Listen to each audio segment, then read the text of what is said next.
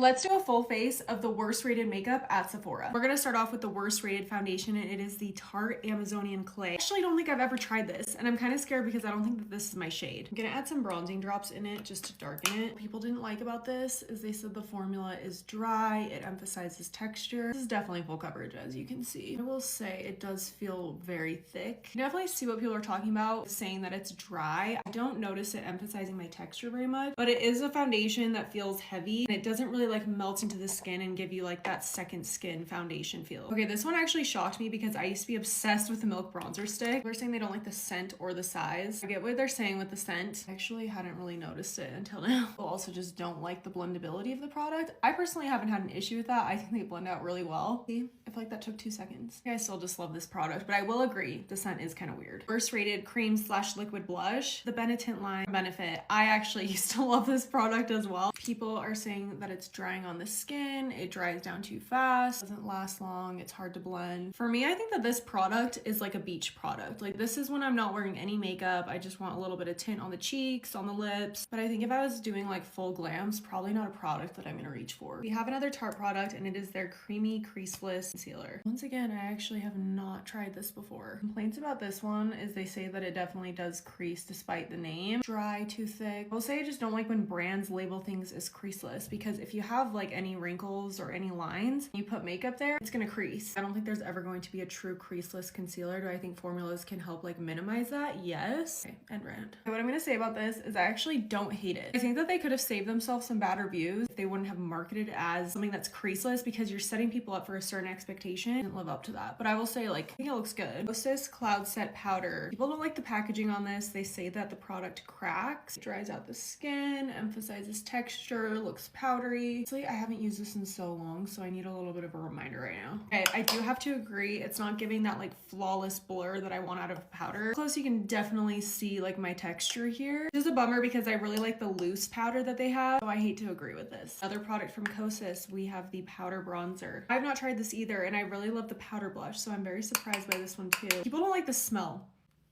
Yeah, it does smell a little weird. People complain that it's blotchy and patchy and has like weird color to it. I guess this is gonna be an unpopular opinion, but I actually kind of like it. I think it looks good. It's blending out nicely, giving like a warm bronzy glow. I will say though, like, I do understand the scent issue. Okay, this one shook me because this used to be in my professional makeup kit, and it's the NARS Blush. I'm not gonna say the actual name because I don't want this video to get shadow banned. But apparently they changed the formula on it. I definitely was not aware that they changed the formula. It's been a while since I've used it. People say that it doesn't really have pigmentation and that it's very glittery. And yeah, looking at it now, it definitely does. Like, you can see there's like an intense gold shimmer, and I don't feel like it used to have that. It's definitely like clinging to my texture right here. You can see my pores. Because this is such an OG iconic blush. The worst spray is the McGrath Skin Fetish, which is surprising because I feel like everybody loves this online. I actually haven't used this before, and I love McGrath products. People don't like the packaging. They say it's more like a squirt bottle and not a mist. Let's see.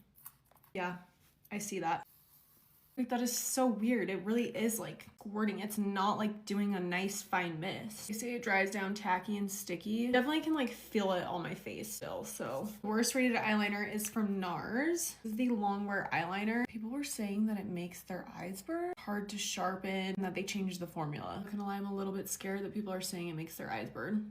The worst rated mascara is the Too Faced Better Than Sex Waterproof. I love the regular version of this, so I'm kind of surprised. People say it's clumpy, smudges, it's not waterproof. I don't think it looks bad right now, but I guess I'll have to wear it throughout the day to see if it smudges. Not one of my favorite lip liners being the worst rated. People don't like the applicator. They say that it breaks easily. Personally, mine has not broken. They say it's dry and it transfers. Mine doesn't transfer. It does dry down fast, so you do have to work quickly. I actually think it's one of the more long-wearing formulas. Charlotte Tilbury Luster Gloss. People do not like this applicator, and they say it's sticky and has no color payoff. Okay, yeah, I already need to dip in for more so I can see what they're saying about the applicator. It's definitely color payoff, but yeah, you do need to dip in a few times. I mean, I don't hate it, but I would definitely reach for their other glosses over this one, as I almost forgot highlighter, and I don't want to add it because I'm already like a textured, shimmery, glittery mess. But the worst rated is these Fenty match sticks. I honestly never use these. I'm not a big fan of the contour sticks. People say these are oily, Emphasize texture. It's talked about a weird scent, but honestly, I don't really smell anything. Yeah, it's not very creamy. This is not like a highlight that I would normally reach for. Not really giving skin. Alright guys, here is the final look. I'm gonna be honest, my skin looks insane right now. Doesn't look great. But let me know what you guys think and if you agree with this list and what you think should be on the list.